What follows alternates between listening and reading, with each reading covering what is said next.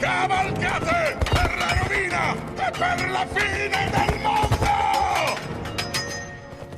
L'assedio di Minas Tirith e la battaglia dei campi del Pelennor sono sicuramente tra le scene più belle della trilogia del Signore degli Anelli e forse del cinema in generale, ma vi siete mai accorti di quanto la difesa di Minas Tirith sia sbagliata e senza senso nei film? In questo video mi sostituirò a Denethor, che tanto non aveva voglia di difendere la sua città, ma anche a Gandalf, e appronterò le migliori difese possibili per Minas Tirith davanti all'avanzata delle truppe di Mordor. Ovviamente questa non sarà una critica sterile alla battaglia dei film, che trovo spettacolare, so anche che è ambientata in un universo fantastico, quindi non sarà nemmeno una critica agli elementi fantasiosi che ci si trovano.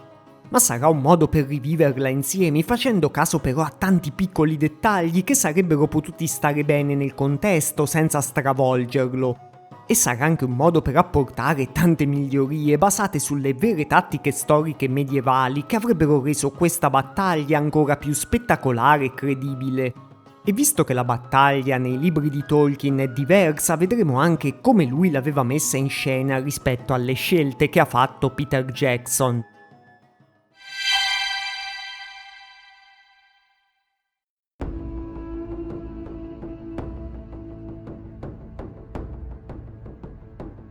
Per prima cosa partiamo dalle forze coinvolte nell'assedio. Online potete trovare numeri molto variabili che vanno tra i 4.000 e i 10.000 per i Gondoriani che difendono la città. In un altro video dedicato alle battaglie del Leggendarium avevo già stimato le forze di Gondor in questa battaglia in circa 7.000 uomini, che mi pare un numero coerente con quello che sappiamo dai libri. Con Gondor stavano varie migliaia di soldati, alcune centinaia di guardie della cittadella e meno di 3.000 uomini provenienti dalle province periferiche. A questi poi si aggiungeranno i famosi 6.000 Rohirrim di Théoden, che sono precisamente questo numero sia nei libri sia nei film. Infatti lo stesso Peter Jackson ha dichiarato di averne fatti mettere a schermo esattamente 6.000, basandosi in maniera stringente sui libri. Le forze di Sauron invece non vengono indicate con la stessa precisione, ma erano almeno decine di migliaia tra orchi, Haradrim, Esterling e vari aghi del Khand. Pure qui girano online delle stime che vanno dai 45.000 addirittura fino ai 200.000. Io sempre nell'altro video li avevo stimati in 70.000, che mi pare un numero adatto per diversi motivi. In primis perché di solito si riporta che erano circa 10 volte rispetto agli assediati, quindi se gli assediati sono 7.000, 70.000 è il numero adatto per le forze assedianti. In più Sauron manda circa 70.000 soldati a difendere il Nero Cancello nella battaglia finale della Guerra dell'Anello, quindi possiamo ipotizzare che avesse mandato pure qui una forza grande almeno quanto quella che difenderà il Nero Cancello. I troll vengono stimati in qualche centinaia, mentre gli olifanti che compaiono nel film dovrebbero essere circa 20, mentre nei libri non sappiamo quanti siano. I numeri sono importanti soprattutto per capire che è un assedio nel quale i difensori sono in una pessima situazione. È rarissimo nella storia vera che degli assediati abbiano vinto essendo in inferiorità numerica di 1 a 10. Un caso famoso in cui gli assediati erano circa 20.000 e gli assedianti erano 120.000 è l'assedio di Vienna del 1529, che si concluse in 2 settimane con la vittoria degli assediati. Ma per difendere Minas Tirith siamo in una situazione ancora peggiore. In realtà sia nel film sia nel libro l'assedio viene subito rotto dall'arrivo dei rinforzi, quindi effettivamente è solo l'inizio di un assedio. In tutti e due i casi l'assedio dura meno di 2 giorni prima che i Rohirrim e i rinforzi di Aragorn vincano sui campi del Pelennor che stanno davanti alla città. Nel film l'azione inizia prima dell'assedio, quando Faramir con i cavalieri di Gondor fa una sortita nel tentativo di recuperare Osgiliath. L'idea è abbastanza folle e assurda anche nel film, ma se la consideriamo a mente lucida non ha veramente nessun senso mandare dei cavalieri alla carica contro le mura di una città conquistata. Questi cavalieri rischiano solo di prendersi in faccia le frecce degli orchi nascosti tra le mura di Osgiliath, che è esattamente quello che succede.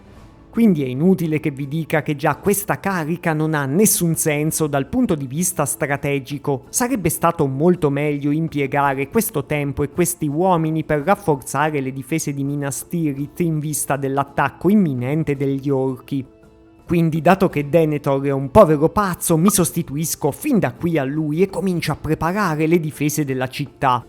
Infatti so che i miei nemici hanno conquistato Osgiliath e non ci vorrà molto prima che attacchino Minas Tirith.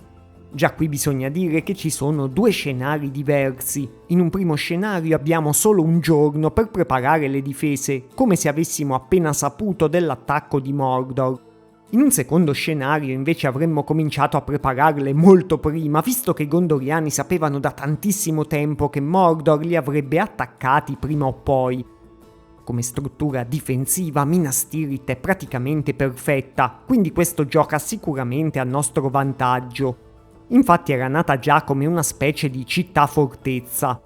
La città è costruita su 7 livelli sul fianco di una montagna e ognuno dei livelli è attorniato da una cerchia di mura. Poi, per rendere la conquista della città ancora più difficile, i cancelli di ogni cinta di mura non sono allineati. Il livello più alto, dove sorge la cittadella, sta addirittura a 213 metri di altezza, quindi per un nemico conquistare tutta Minas Tirith è letteralmente come scalare una montagna fortificata. Ogni cerchia di mura con i suoi archi può funzionare anche da imbuto, da strettoia per intrappolare i nemici. Quindi se fossi un gondoriano saprei che abbiamo tantissimi punti per bloccare i nemici pure una volta che siano entrati dentro la città e anche se sono molto più numerosi di noi. Se fossimo nella situazione in cui abbiamo solo un giorno di tempo, ordinerei agli uomini di scavare un fossato intorno alla cerchia di mura esterne della città. Questa è la cosa più importante in assoluto che si sarebbe potuta fare per migliorare le difese nell'assedio di Minas Tirith. Ma né nei film né nel libro c'è la minima traccia di questo espediente che, se vogliamo, è anche molto banale. Nel film il fatto che la città sia impreparata è giustificato perché Denethor se ne frega di preparare bene la città all'attacco. Comunque un fossato anche molto semplice avrebbe potuto ostacolare sia le truppe sia tutte le macchine di Mordor, che possiamo vedere nel film non sono molto tecnologicamente avanzate.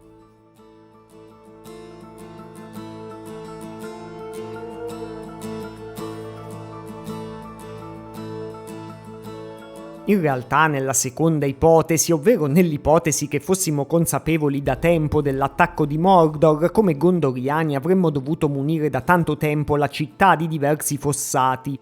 Avremmo dovuto scavare quanti più fossati possibile fuori dalle mura e anche molto ampi e profondi, preferibilmente avremmo anche dovuto riempirli con pali appuntiti o con triboli, che sono quegli oggetti di metallo a punta che trafiggono i piedi degli assedianti.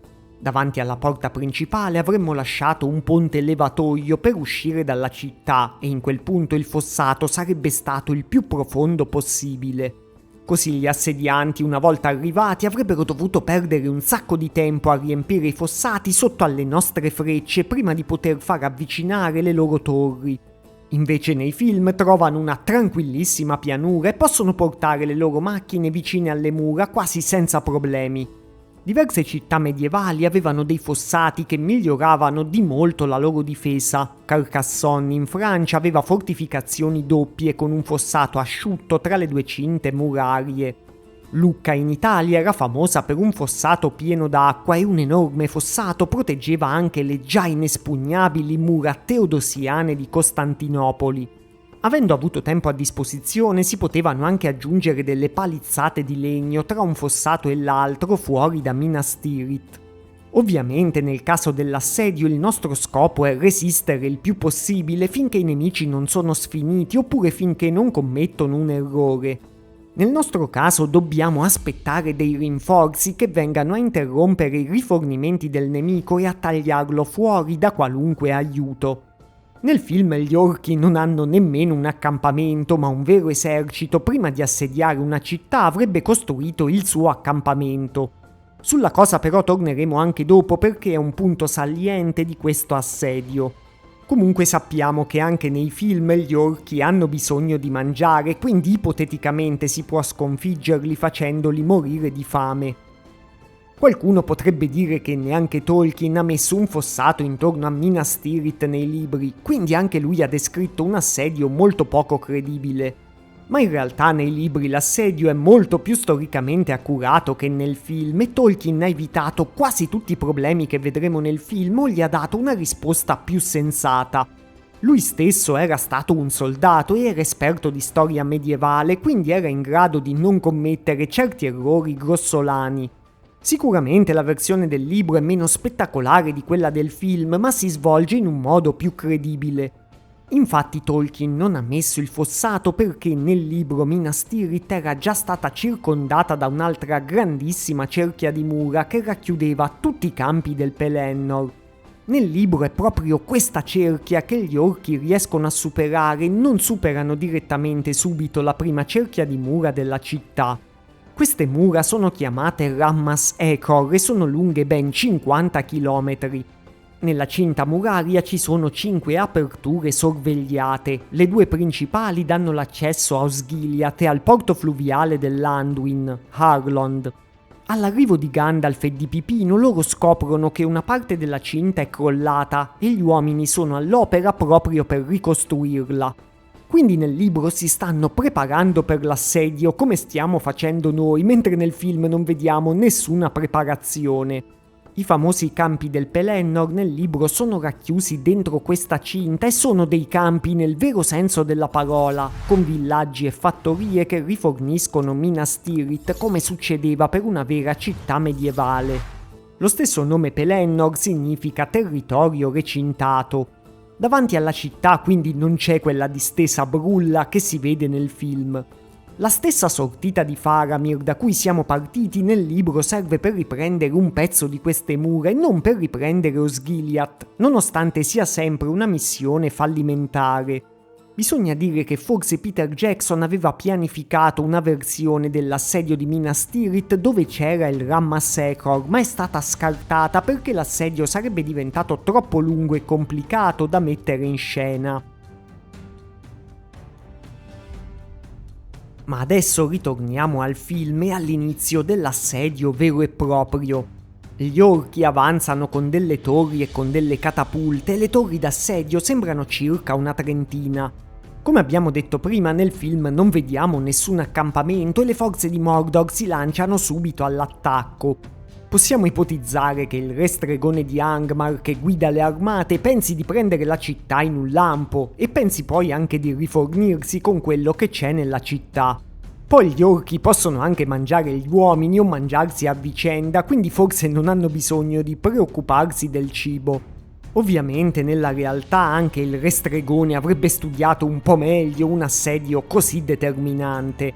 Magari avrebbe mandato molti meno soldati, solo quanti bastavano per bloccare la città e far morire gli assediati di fame, lasciando gli altri come riserve nelle retrovie a Osgiliath. In tanti giustificano questo assalto poco preparato che si vede nel film con il fatto che le forze di Minas Morgul sotto il re stregone stavano attaccando in fretta e furia. Infatti Sauron credeva che l'unico anello stesse arrivando lì con Aragorn, ma non so quanto regga questa idea visto che Sauron aveva pianificato da tanto tempo di attaccare Minas Tirith. Comunque nel film le forze di Mordor attaccano con pochissima preparazione e cominciano a usare delle catapulte per distruggere gli edifici di Minas Tirith. Il nostro caro Denethor vorrebbe arrendersi subito, ma Gandalf lo mette al tappeto con 2 bastonate e ordina invece di prepararsi per la battaglia. Certo ormai il buon Gandalf si trova a tutti gli stessi problemi che ci troviamo noi nel difendere al meglio la città. Vediamo per esempio che a Minas Tirith ci sono ancora donne e bambini. In alcuni casi di veri assedi, donne e bambini venivano mandati via dalle città assediate, in questo caso poi Gondor avrebbe potuto mandarli verso il suo territorio interno, quindi sicuramente io non avrei tenuto tutti quei civili lì. Poi vediamo che i gondoriani rispondono al fuoco delle catapulte degli orchi con dei trabucchi che sono montati sulle mura della città. Vediamo addirittura che lanciano un pezzo delle mura distrutte sul nemico.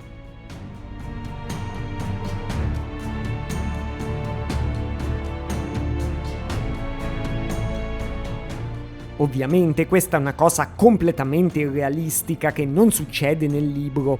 Infatti il trabucco funziona con un sistema di contrappesi e dubito che il trabucco che vediamo nel film abbia un contrappeso sufficiente per lanciare un pezzo di muro gigantesco. I più grandi trabucchi medievali potevano avere un contrappeso di 30 tonnellate, ma lanciavano proiettili massimo da 300 kg e già questo è un caso limite rarissimo. Il problema più grande di questi trabucchi che si vedono nel film comunque è dove stanno posizionati, infatti vediamo che sono molto esposti sulla cima di alcuni livelli delle mura.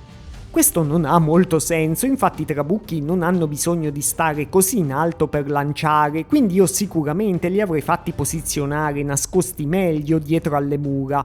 Infatti così esposti possono essere colpiti sia dalle catapulte nemiche sia possono essere attaccati dai Nazgul volanti. Infatti poi vedremo che proprio un Nazgul distruggerà un trabucco.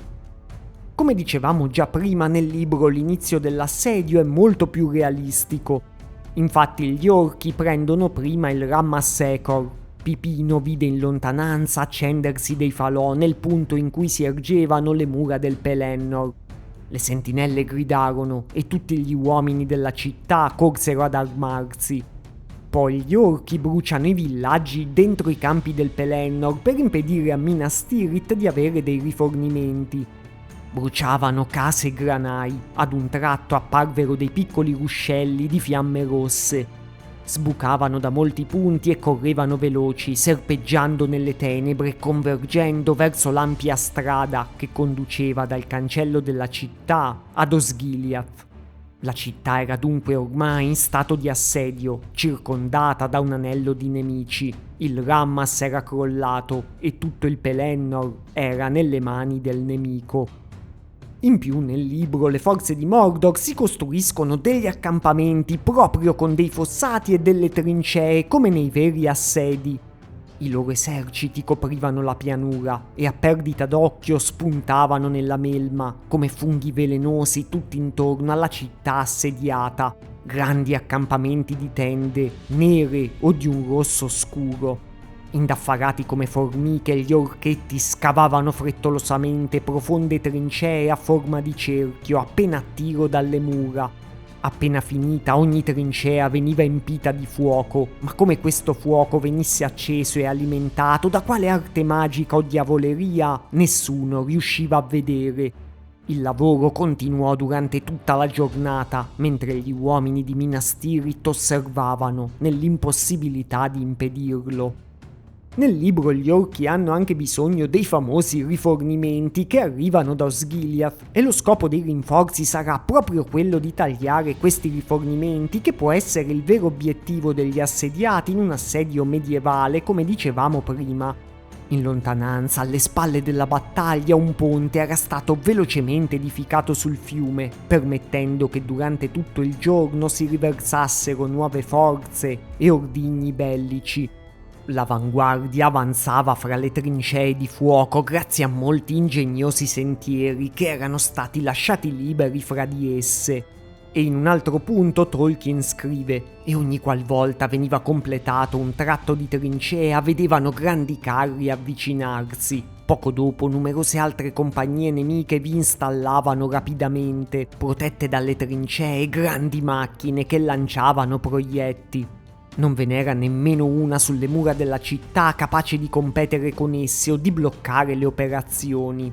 Sulle prime gli uomini risero, poiché non temevano molto quegli attrezzi. Il muro principale della città era infatti assai alto e meravigliosamente massiccio, edificato prima che la forza e l'arte di Númenor scomparissero in esilio. La facciata esterna era simile alla torre di Orthanc, dura, scura e liscia, impossibile da conquistarsi sia con l'acciaio che con il fuoco, impossibile da distruggere se non con qualche terribile esplosione che avrebbe squarciato persino la terra sotto i loro piedi. Quindi nel libro Tolkien si cura addirittura di spiegare che gli orchi avevano catapulte migliori degli uomini, una cosa opposta rispetto ai film, e che non avrebbero sprecato proiettili sulle mura come fanno nei film, ma puntavano direttamente alle persone dentro. Ma le macchine non sprecavano colpi sul muro indomabile. Non appena le catapulte furono montate con molte grida e con scricchiolio di corde e di argani, cominciarono a lanciare i proiettili straordinariamente in alto, tanto da farli passare sopra i parapetti e piombare all'interno della prima cerchia della città. Inoltre molti di essi, per qualche strano artifizio, scoppiavano in fiamme non appena toccavano terra.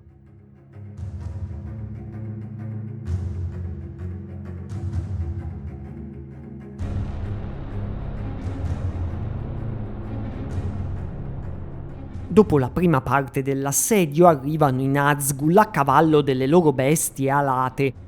Questo è un tipo di nemico molto pericoloso perché vola e ovviamente è un tipo di nemico che non esisteva nei veri assedi medievali. I Nazgûl possono ghermire dei guerrieri su tutti i livelli delle mura e abbiamo già visto che hanno distrutto facilmente anche uno dei trabucchi che era posizionato proprio troppo esposto sulle mura. Possiamo mettere anche i Nazgûl in una lista di pericoli fisicamente molto grandi insieme ai troll e agli olifanti. Gli olifanti, per quanto siano immensi, non riuscirebbero a entrare nelle mura della città, quindi saranno eventualmente un pericolo per i nostri rinforzi esterni. I troll invece sono delle risorse pericolosissime del nemico, sia per spingere le sue macchine, sia come guerrieri. I gondoriani conoscevano già i troll e le bestie volanti dei Nazgûl, quindi io avrei fatto mettere subito in produzione delle contromisure. Sarebbe stato necessario costruire decine di baliste, che sono delle balestre giganti che potessero lanciare dardi o arpioni, un po' nello stile degli scorpioni usati in Game of Thrones contro i draghi, o proprio come la balista usata da Bard nel film dello Hobbit per colpire Smaug. Nella storia reale non erano armi così diffuse, ma sicuramente erano in grado di realizzarle nell'universo del Signore degli Anelli. Queste armi potevano essere utili oltre che contro i Nazgûl volanti anche contro i troll se venivano puntate in basso. Dei troll uccisi davanti alle porte sarebbero anche un ulteriore ostacolo per la fanteria degli orchi con i loro corpi giganteschi accatastati in mezzo alla strada. Tolkien aveva sempre risolto il problema di un attacco dall'aria nel libro, perché lì i Nazgûl non attaccano fisicamente ma usano solo il loro urlo terrificante.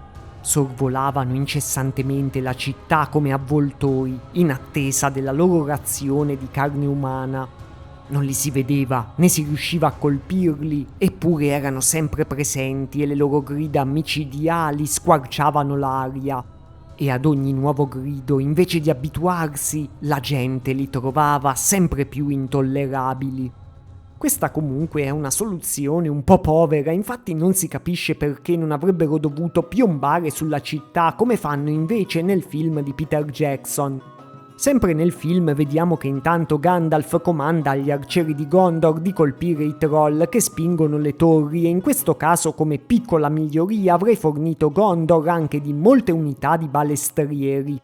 Sappiamo che le balestre esistono nei film di Jackson perché gli Uruk-hai le usano al fosso di Helm. Tolkien invece le menziona solo come arma da caccia, però furono ideate dai Númenóreani che sono antenati dei Gondoriani, quindi forse avrebbero potuto starci bene in questo assedio. Poi ovviamente senza fossato gli orchi riescono a portare le torri d'assedio vicine alle mura e quindi riescono a introdursi dall'alto nella città. Nel libro queste torri sono trainate dagli olifanti che quindi compaiono molto prima in un modo molto meno scenografico rispetto al film. Erano arrivate delle enormi bestie, case ambulanti nella vacillante luce rossa, i Mumakil degli Harad che trainavano lungo i sentieri fra i fuochi immense torri e imponenti macchine. Nel film gli assedianti provano anche a sfondare la porta principale con un ariete e anche qui possono caricare tranquillamente perché non c'è nessun ostacolo tra loro e la porta. Magari gli assediati avrebbero potuto buttare giù della sabbia o dei liquidi bollenti come si vede in tanti altri film, ma qui non ci provano nemmeno. Visto che comunque il primo ariete è inefficace, gli orchi portano Grond, che come tutti sapete è l'ariete gigante e è anche un ariete stregato, quindi non so come si potrebbe impedire che sfondi la porta. L'unico modo sarebbe stato sempre non farlo arrivare in prossimità della porta con un fossato. La porta di Gondor che vediamo nel film è anche troppo debole per essere la porta di una città così importante. Sì, è molto decorata, ma non ha ulteriori difese. Io, avendo tempo, l'avrei trasformata molto prima aggiungendo un corpo di guardia, che è una struttura costruita a cavallo della porta per renderla molto più resistente. Nel corpo di guardia avrei anche aggiunto una seconda porta interna e avrei dotato tutte e due le porte con delle saracinesche. Oltre che essere una protezione aggiuntiva, le doppie saracinesche avrebbero potuto intrappolare i nemici all'interno del corpo di guardia anche se avessero sfondato la prima porta. Allora sarebbero entrate in funzione delle buche assassine, che sono dei buchi praticati sul soffitto attraverso i quali la guarnigione di difesa può gettare delle pietre e dell'acqua bollente per ferire gli invasori, per poi finirli con le frecce. Ma la Minas Tirith dei film, pur essendo una delle città più eccezionali della Terra di Mezzo, non ha nessuna di queste difese. Infatti basta che Grond sfondi la porta principale per far entrare indisturbati dei troll. Gandalf raduna i soldati di Gondor a difendere la porta, ma penso che già prima avrebbero potuto almeno approntare delle barricate aggiuntive dentro la città e proprio davanti al cancello, magari usando le macerie invece di lanciarle con il trabucco. E in questo caso i soldati di Gondor hanno avuto anche tempo, perché vediamo che siamo alla sera del primo giorno mentre l'assedio è iniziato di mattina. Nel libro Tolkien risolve anche il problema della porta, infatti invece che descriverci le difese fa sì che crolli grazie a dei poteri magici del Re Stregone. Così non ha bisogno di sottilizzare più di tanto su quanto questa porta sia veramente resistente. Urlò 3 volte rimbombò il grosso ariete ed improvvisamente all'ultimo colpo il cancello di Gondor cedette. Come colpito da un lacerante maleficio lo si vide saltare in aria. Vi fu un lampo di luce accecante ed i battenti crollarono in terra frantumati in 1000 pezzi. Pure questa è un'altra soluzione un po' così che però almeno ci evita la porta abbastanza fragile del film. Dopo la caduta del cancello principale, sia nel film sia nel libro il Re Stregone si trova faccia a faccia con Gandalf.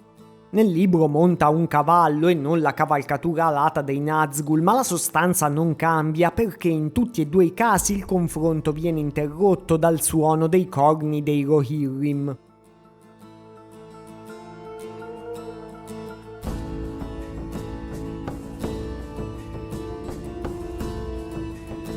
Eppure la cavalcata dei Rohirrim, nonostante sia una delle scene più epiche mai viste in un film, è tatticamente sbagliata, quindi dovrò mettermi anche al posto di Theoden per guidare i suoi cavalieri.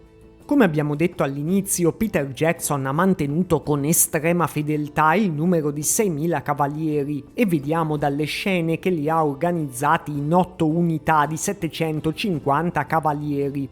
Ogni unità ha 50 cavalieri in linea e 15 in profondità, 4 unità poi stanno davanti e 4 stanno dietro.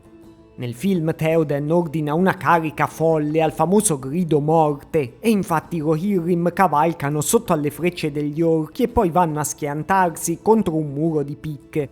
Forse Theoden conosce molto bene il suo nemico perché di fatto la sua carica funziona visto che gli orchi si spaventano, indietreggiano e rompono la formazione. Gli orchi vengono sempre descritti come molto codardi, quindi la scena in un certo senso regge, anche se gli orchi fossero rimasti compatti probabilmente le cose sarebbero andate in maniera diversa. Comunque nel film assistiamo sostanzialmente a una carica disordinata dove tutte le file di cavalieri dietro alle prime due sono praticamente inutili e rischiano solo di schiantarsi sui cavalieri davanti. Praticamente Theoden nel film ha sprecato il suo grande numero di cavalieri mettendone solo 200 in prima linea. Io avrei disposto i miei cavalieri in modo completamente diverso basandomi sulle vere tattiche militari antiche. I buoni generali di solito tengono in grande considerazione quanti cavalieri mettere in linea e poi quanti metterli in profondità nella loro formazione. La profondità è molto utile per la fanteria, infatti stare in mezzo a tante linee alza il morale dei soldati e fa in modo che nessuno fugga. Una formazione di fanti molto profonda riesce a essere anche più compatta e a resistere alla carica del nemico. Ma non è così utile per la cavalleria. Con la cavalleria vuoi aumentare l'ampiezza del tuo fronte per riuscire a circondare i nemici. Infatti negli esempi storici di solito la cavalleria aveva 3 linee oppure 5, molto raramente ne aveva 10, non ne aveva come qui 15 per 2 unità che in sostanza sono 30 linee una dietro all'altra. Se prendiamo per esempio una famosa unità della cavalleria romana, la Turma, questa aveva 3 linee da 10 cavalieri con i comandanti ai lati. Poi questa unità più piccola poteva essere affiancata per creare degli squadroni molto più grandi, per esempio 10 turme facevano 300 cavalieri con la prima linea che aveva 100 cavalieri. È anche importante che ci sia dello spazio tra ogni unità, infatti le vere cavallerie storiche non attaccavano tutte in massa perché si rischiava che i cavalli andassero a schiantarsi l'uno sull'altro. Infatti un cavallo che sta davanti potrebbe inciampare o rallentare e questo sarebbe disastroso poi per l'intera formazione. Quindi avendo l'esercito di Theoden avrei creato 200 unità di 30 cavalieri e ne avrei messe 100 davanti, così avrei avuto la prima linea di ben 1000 cavalieri seguiti da altre 2 linee. Molto meglio dei soli 200 che ha messo lui nel film. In questo modo avrei potuto facilmente circondare buona parte dell'esercito degli orchi, che poi è il vero scopo della cavalleria, e mi sarebbero rimasti addirittura altri 3000 uomini, cioè mezzo esercito come riserve. Avrei anche potuto schierare le singole unità con delle formazioni a punta o a romboide che penetrano meglio le difese nemiche, e queste formazioni erano già usate dai greci o anche dai famosi cavalieri teutonici nel Medioevo.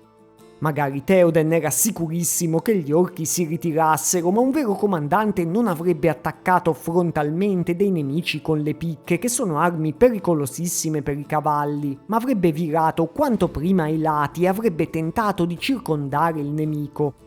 Nel mio caso i 3000 che ho lasciato dietro possono anche diventare delle ulteriori ali per il mio esercito e andare a sinistra e a destra, creando così una sola prima linea di ben 2000 uomini. Cosa ancora migliore, avrei potuto mandare queste riserve a ritardare l'avanzata degli olifanti, che poi vedremo sarà un problema per i Rohirrim nei film, o anche a tagliare i rifornimenti per gli orchi da Osgiliath. Rifornimenti che nel film non ci sono perché lì gli orchi sembrano completamente autosufficienti. Ma nel film la gloriosa cavalcata dei Rohirrim si ferma appunto proprio quando arrivano gli olifanti. Nel film i cavalieri si fermano tutti insieme senza ordini quando vedono gli olifanti, questa è una cosa del tutto irrealistica, infatti nelle vere battaglie era molto raro fermare l'intera cavalleria dopo l'ordine di carica anche se si presentava un nuovo nemico. Comunque pur ammettendo che ce l'avessero fatta a fermarsi, poi decidono di caricare anche contro gli olifanti, di fatto andando a farsi schiacciare sotto alle loro zampe facendo un bel regalo agli Haradrim.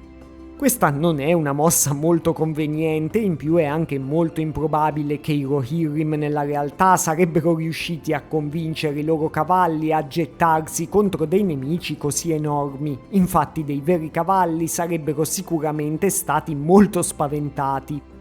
Io al contrario avrei ordinato ai cavalieri di evitare quanto più possibile gli olifanti, che poi sono lenti e ingombranti, e al massimo avrei mandato una forza distaccata per rallentarli. Ma la forza principale avrebbe dovuto concentrarsi sul tenere circondati gli orchi e ucciderne quanti più possibile. Con le manovre e le formazioni che ho proposto, la cavalleria di Theoden potrebbe circondare gli assedianti e interrompere i rifornimenti. Le truppe di Mordor comincerebbero così sicuramente a entrare nel panico, senza rifornimenti, davanti a una città ben fortificata e con i cavalieri alle spalle, l'esercito assediante si troverebbe accerchiato e una vera battaglia di fatto sarebbe già vinta.